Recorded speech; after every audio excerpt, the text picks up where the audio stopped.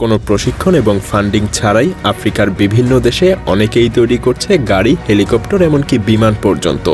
বাড়ির উঠোনে ছোট্ট ওয়ার্কশপে তারা বানাচ্ছে হেলিকপ্টার, উড়ন্ত ড্রোন, রোবট, সোলার গাড়ি সহ আরও অনেক কিছু। নেই কোনো বড় বাজেট, নেই কোনো হাইটেক ল্যাব, শুধু সীমিত সম্পদ আর উদ্ভাবনী চিন্তা। এগুলো দিয়েই তারা আপনাকে চমকে দেওয়ার মতো কিছু বিমান, হেলিকপ্টার, রোবট সহ আরও অনেক কিছু তৈরি করে যাচ্ছে প্রতিনিয়ত।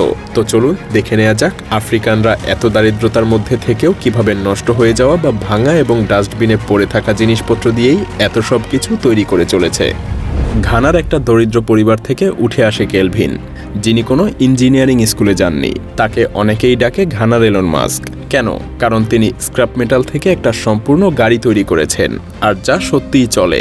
4 বছর ধরে তিনি জাঙ্কিয়ার্ড থেকে স্ক্র্যাপ মেটাল সংগ্রহ করেছেন, পার্ট টাইম কাজ করে ইঞ্জিন কেনার টাকা জোগাড় করেছেন, এবং মাত্র 3 লাখ টাকারও কম খরচে তিনি তৈরি করেছেন কেলভিন মোবাইল, যার দরজা ফেরারি গাড়ির মতোই উপরের দিকে খোলে। সত্যি বলতে এই গাড়িটা শুধু তার শহরে নয়, সারা বিশ্বে সাড়া ফেলেছে। আর তাই কেলভিনের স্বপ্ন, ভবিষ্যতে তিনি বানাবেন সেলফ ড্রাইভিং ইলেকট্রিক কার।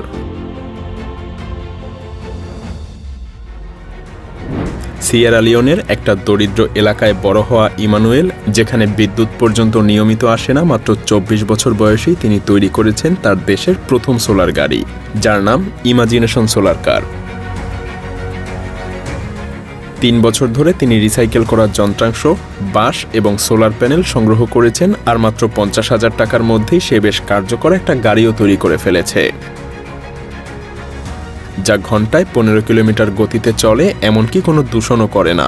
তার ডিজাইনে রয়েছে লাইট, হর্ন এবং স্টিয়ারিং কন্ট্রোল, এমনকি এটা প্রতিবন্ধী ব্যক্তিদের জন্য উপযোগী। ইমানুয়েল শুধু একটা পরিবহন সমাধানই দেননি, তিনি তার এলাকায় নিয়ে এসেছেন পরিচ্ছন্ন আর সহজলভ্য একটা অপশন। এমনকি জাতিসংঘ তার কাজকে স্বীকৃতি দিয়েছে, আফ্রিকান উদ্ভাবন পুরস্কারেও মনোনীত হয়েছেন তিনি।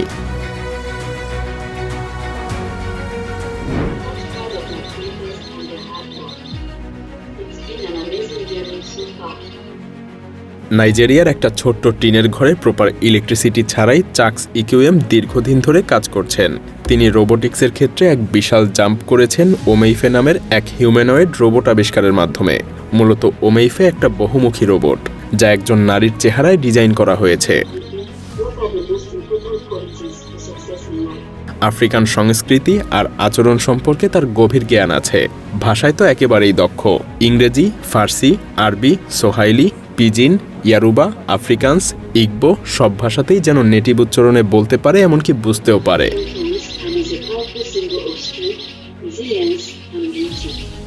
আরও অনেক কিছু আছে যা করতে পারে এই রোবট, যেটা আপনি তাকে দেখলেই বুঝতে পারবেন।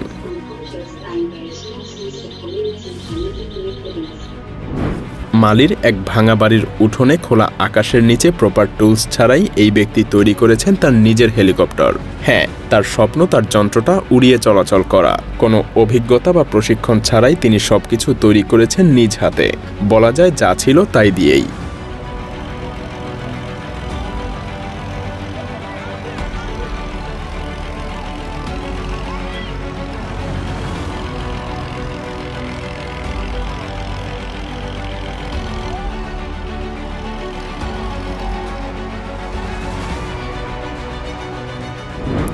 নাইরোবির একটা ছোট্ট ঘরে শুধুমাত্র ইন্টারনেটে গবেষণা করে শূন্য থেকে বিমান তৈরি করেছেন 47 বছর বয়সী আইটি বিশেষজ্ঞ গ্যাব্রিয়েল।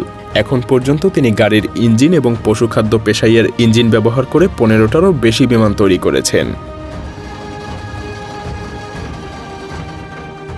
যদিও তার তৈরি 15টা বিমানের কোনোটাই এখনো সফলভাবে উড়তে পারেনি, তবুও তিনি হাল ছাড়েননি। কিছু মাত্র কয়েক সেকেন্ডের জন্য বাতাসে ওঠে, তারপরেই বিধ্বস্ত হয়ে যায়।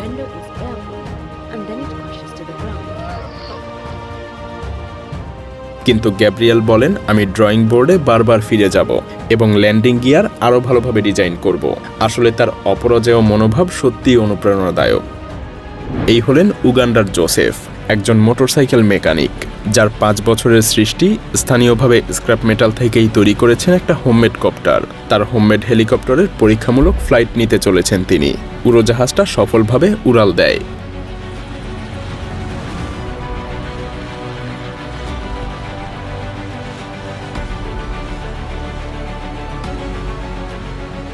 কিন্তু যখন তিনি অবতরণ করার চেষ্টা করেন,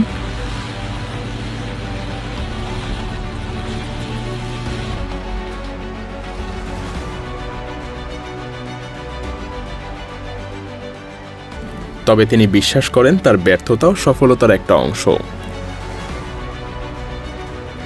ইথিওপিয়ার একটা ছোট্ট গ্রামে যেখানে মানুষ দিন আনে দিন খায়, সেখানেই এই ব্যক্তি বিমান চালনার প্রতি গভীর ভালোবাসা নিয়ে তৈরি করেছেন তার নিজে হাতে তৈরি করা প্রথম উড়োজাহাজ। এই বিমান পরীক্ষার দিন তার পুরো গ্রামবাসী জড়ো হয়েছিল এই ঐতিহাসিক মুহূর্ত দেখার জন্য। দেখা যাক কি ঘটে।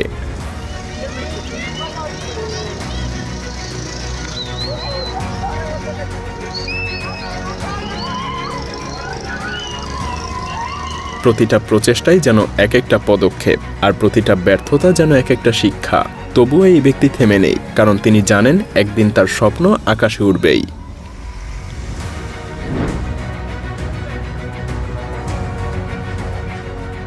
নাইজেরিয়ার একটা বস্তি এলাকায়, যেখানে চারদিকে আবর্জনা আর ভাঙা জিনিসপত্র, সেখান থেকেই একটা পুরনো বিমানের ধ্বংসাবশেষ সংগ্রহ করে তৈরি করা হয়েছে এই অবিশ্বাস্য যন্ত্র।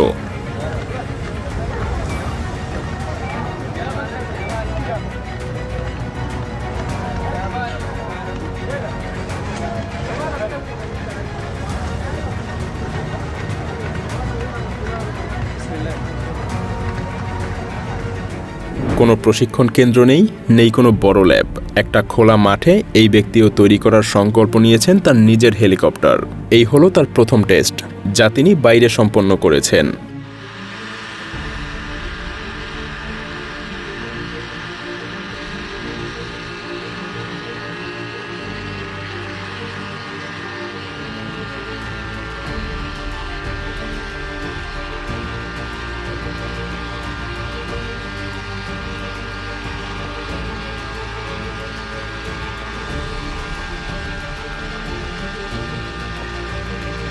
এক একটা টেস্ট মানে এক একটা শিক্ষা, আর এদের কাছে এক একটা ব্যর্থতা মানেই যেন নতুন কিছুর শুরু।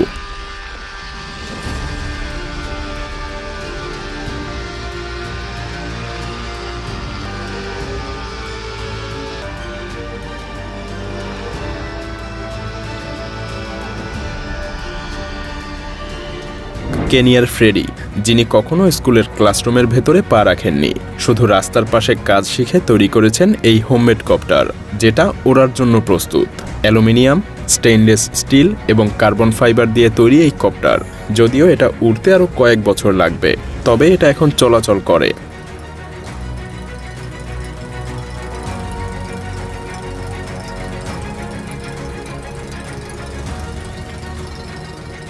ফ্রেডির বিশ্বাস এটা খুব শীঘ্রই উড়বে।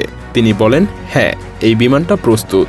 আসলে শিক্ষার অভাব কখনোই প্রতিভা আটকে রাখতে পারে না, আর ফ্রেডি তার জ্বলন্ত প্রমাণ।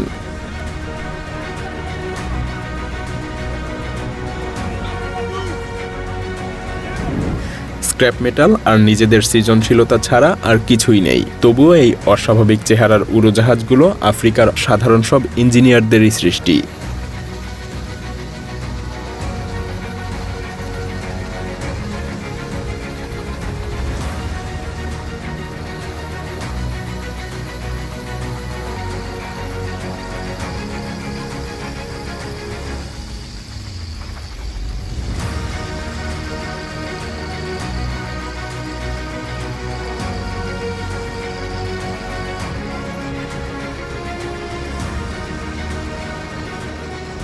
মেম্বাসার একটা সাধারণ ওয়ার্কশপে, যেখানে ছাদ পর্যন্ত ঠিকমতো নেই, সেখান থেকেই 2018 সালে মরিস পুরো বিশ্বকে চমকে দিয়েছিলেন। তিনি তৈরি করেছিলেন এমন এক বৈদ্যুতিক ড্রোন যা একজন মানুষকে পরিবহন করতে পারে।